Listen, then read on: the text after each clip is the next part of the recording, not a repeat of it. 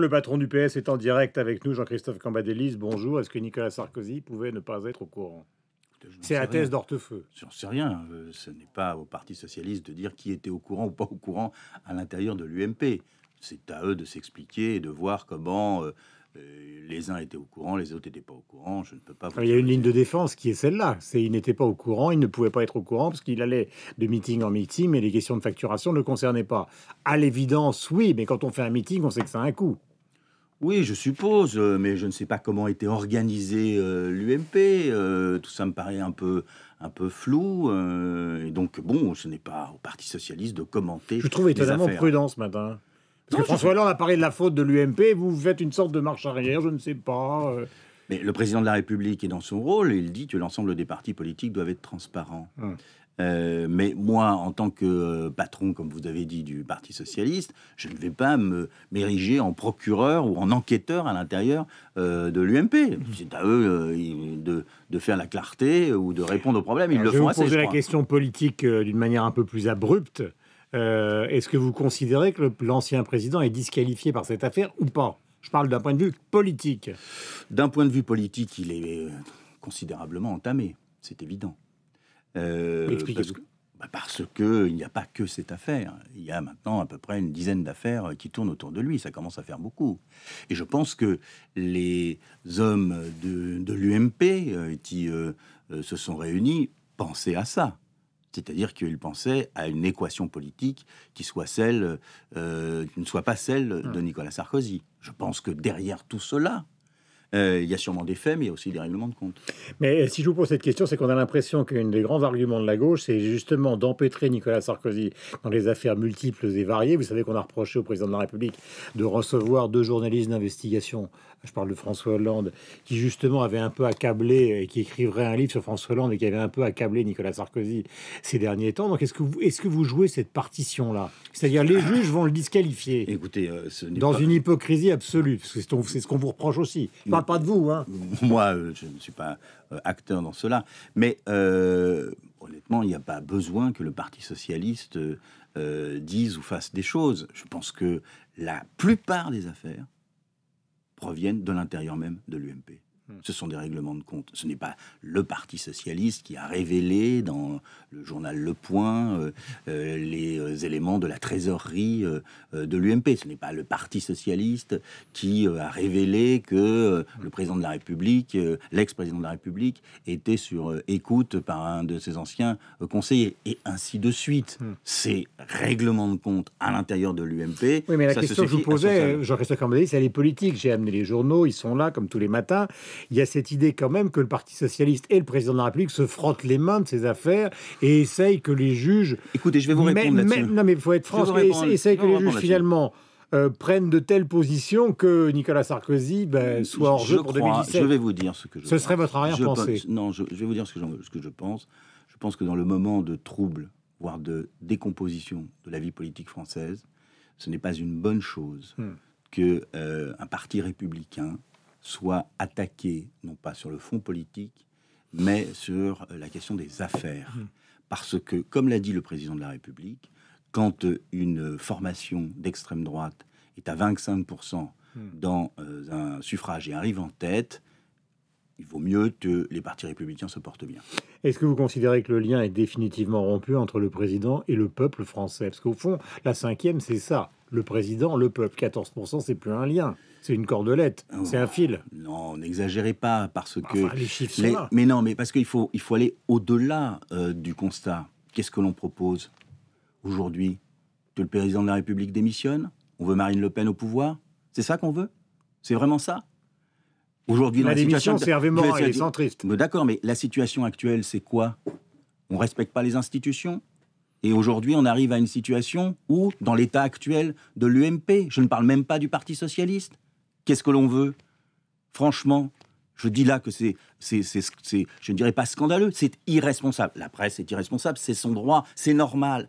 Mais pour les hommes et les femmes politiques, où on va là? Franchement, ce matin, je suis très en colère quand je vois cela. Vous considérez que la presse et une partie des hommes politiques ont un comportement de factieux à l'égard de la République? Je pense qu'ils sont irresponsables. On regarde ce qui se passe. Mais Qu'est-ce qui a qui se fait passe? 14%? C'est ni la presse, ni les Mais hommes politiques. C'est bien François sûr, Hollande. eh bien, on va au-delà du plaisir de blesser. Mais il n'y a pas de On plaisir. va au-delà du plaisir de blesser ou du plaisir de mettre à bas tel ou un tel. Aujourd'hui, nous sommes dans une crise politique majeure. Aujourd'hui, nous sommes dans Et une c'est pas de sa situation... faute.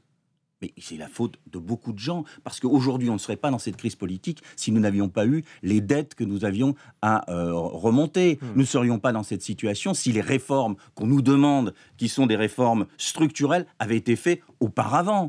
Tout ça, on doit le Vous faire, savez que nous, cet en peu argument, de c'est temps. celui qui a employé Jean-Marie Le Pen.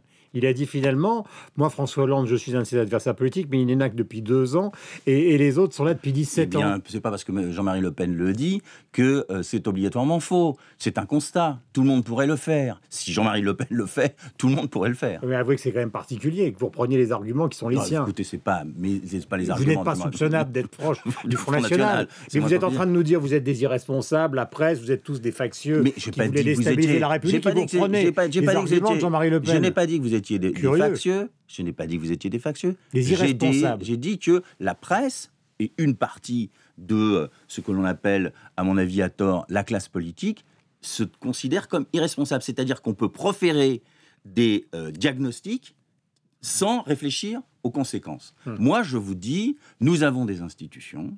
Ces institutions, elles ne procèdent pas des sondages, mais du vote des Français. Le président de la République a été élu, un point, c'est tout. Et il reste là pendant 3 ans. Qu'est-ce que vous voulez qu'il démissionne maintenant? Non, pas du tout, c'est pas une Bon, question. voilà, donc il mais reste à là. un moment, Il reste là pendant 3 ans. Ah, mais- Il a des possibilités de reconquérir l'opinion s'il y a des résultats. Parce que moi, je pense que l'alternative au Front National, c'est la réussite de la gauche. C'est la réussite économique et sociale de la gauche. Il n'y a pas d'autre alternative. et pas à un moment, vous vous dites finalement, et lui et l'ancien président sont disqualifiés. Mais je ne me dis pas ça. Je Mais dis je vous pose la aujourd'hui, question. je dis aujourd'hui, réflexion. mais bien sûr, j'ai compris. Mais aujourd'hui, je dis que l'ex-président de la République est dans les difficultés. Pour moi, il est politiquement disqualifié vu son quinquennat. Et aujourd'hui, François Hollande est aux affaires. Les autres sont dans les affaires. La question de l'incarnation, puisque vous connaissez bien l'histoire de la Ve République, est assez quand même importante. Quand vous avez vu l'intervention de l'autre jour, comment cette intervention a pu être, non pas programmée, mais comment l'a-t-il souhaité à un moment où finalement on était en pleine affaire Pygmalion? Beaucoup de commentateurs, les journaux sont là, se disent c'est quand même surréaliste. À un moment où il pouvait marquer des points après une débâcle en se taisant, finalement il apparaît à la télévision. Oui, parce que je crois que si il avait sauté son tour, s'il n'était pas intervenu lundi soir, on aurait dit quoi?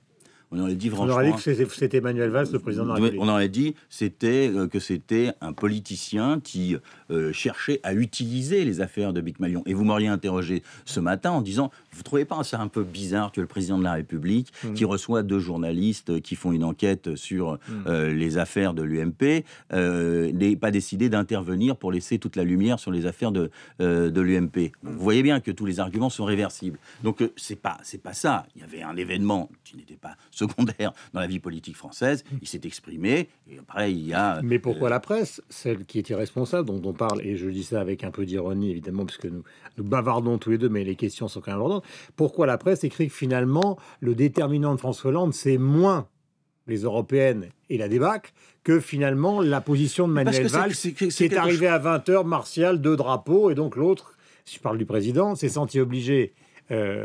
l'autre, c'est pas péjoratif. Oui, j'ai compris. Le président s'est senti obligé de jouer aussi son rôle. De toute façon, il allait parler. C'était soit lundi, soit mardi. Donc, dans les 2 cas, on aurait dit qu'il répondait à Manuel Valls, ce que je ne crois absolument pas. Vous savez, moi, j'ai la chance, ou la malchance, on verra plus tard, d'être entre ou avec le président de la République et le Premier ministre. C'est la nouvelle place qu'occupe le Parti socialiste, et ça me permet d'être dans les discussions qui se mènent aujourd'hui. Donc, cette concurrence que nous évoquons est une concurrence qui n'existe pas. Elle n'existe pas. Je ne dis pas qu'elle n'existera pas, je dis qu'elle n'existe pas. Aujourd'hui, elle n'existe pas. Mais vous avez vu que vous avez amené un bémol. Mais bien sûr, Nous parce que sommes sur vous Radio allez... Classique et Mais- sur LCI, le bémol est important. Bien sûr, parce Elle que vous n'existe allez... pas, mais Elle pourrait exister, pourquoi pas. Mais la question qui est posée aujourd'hui, c'est qu'elle n'existe pas. Mais que je vois bien que la presse, les sondages, etc., vont tout faire pour qu'elle existe. mais pour des raisons historiques. Rocard, Mitterrand, il y a cru. Balladur, Chirac, il y a cru. Enfin, vous connaissez l'histoire mieux que moi. Mais je connais très bien l'histoire et ça se termine toujours par le président sortant. faut faire attention à ça, il faut intégrer l'ensemble des éléments. Et je crois que Manuel Valls le sait. Alors, en matière d'incarnation, est-ce qu'une présidence peut se jouer simplement sur l'idée que tout d'un coup, une courbe va se retourner? Parce que c'est un peu ça qui est aussi reproché à François Hollande. Et la différence qui lui est opposée avec François Mitterrand, c'est il est là comme un économiste qui attend que ça se retourne. Il attend que ça se retourne, il attend de convaincre les Européens. Je crois pas. Mais si ça se retourne pas, qu'est-ce qui se passe? Je crois pas qu'il attend. Il veut pas rester les bras ballants. Il veut intervenir et il intervient. Le Premier ministre le fait. Avec un certain nombre de mesures, ce qui nous est reproché par ailleurs par un certain nombre de parlementaires. Il y a des mesures qui sont proposées, il y a des plans d'économie. Qui peuvent vous pousser à la dissolution s'ils commencent à ne pas voter les textes importants? Je n'y crois pas, parce que personne ne prendra cette responsabilité dans le moment présent que nous venons de vivre. Et comment on pourrait en être certain? Parce que je crois, je l'ai dit d'ailleurs hier devant les parlementaires, je crois à la responsabilité des parlementaires socialistes. Donc il y a des désaccords qui ne sont pas majoritaires dans le groupe, il y a des désaccords au Parti socialiste, mais il y a la volonté commune de réussir. Donc vous nous dites ce matin, à aucun moment la fronde évoquée il y a plusieurs semaines aboutira à finalement à une obligation pour le président de dissoudre s'il ne vote pas les textes. Mais je pense qu'ils iront pour ceux qui porteront des amendements, au débat avec le gouvernement. Je suis persuadé qu'on trouvera des solutions. Dernier point, le président de la République dans son intervention a parlé de l'extrême droite à propos de Marine Le Pen. Et vous savez que de plus en plus de politologues, y compris des gens qui ne sont pas très éloignés du Parti socialiste, comme Olivier Duhamel, disent au fond, maintenant, aujourd'hui, on ne peut plus les considérer simplement comme un parti d'extrême droite. Moi, je pense que c'est un parti d'extrême droite. Je ne dis pas que c'est un parti fasciste. Je dis que c'est un parti d'extrême droite. C'est un parti national populiste. C'est un parti dont, c'est pas moi qui le dis, c'est Farage, l'eurosceptique anglais, qui n'a pas voulu s'allier avec Marine Le Pen, dont l'ADN est d'extrême droite. Les références, l'histoire. Mais Marine Le Pen a réussi, là, dans cette élection, à fusionner cette extrême droite avec un certain souverainisme, ce qui est sa marque de fabrique pour la conquête du pouvoir, à savoir, si je suis élu, nous quitterons l'Europe. C'est ça le slogan de Marine Le Pen. Et nous ferons une France qui sera à deux vitesses. D'abord pour les Français de souche, puis après les autres, on verra. À aucun moment, le président de la République actuelle, c'est ma dernière question, n'est responsable de cette montée du Front National? Écoutez, la responsabilité de la montée du Front National, c'est la crise. Ce n'est pas François Hollande? Non, ce n'est pas les hommes politiques. Les hommes politiques interviennent. Les hommes interviennent dans cette crise. On peut estimer qu'ils ne l'ont pas jugulée, mais la crise est là. Merci Jean-Christophe Cambadélis.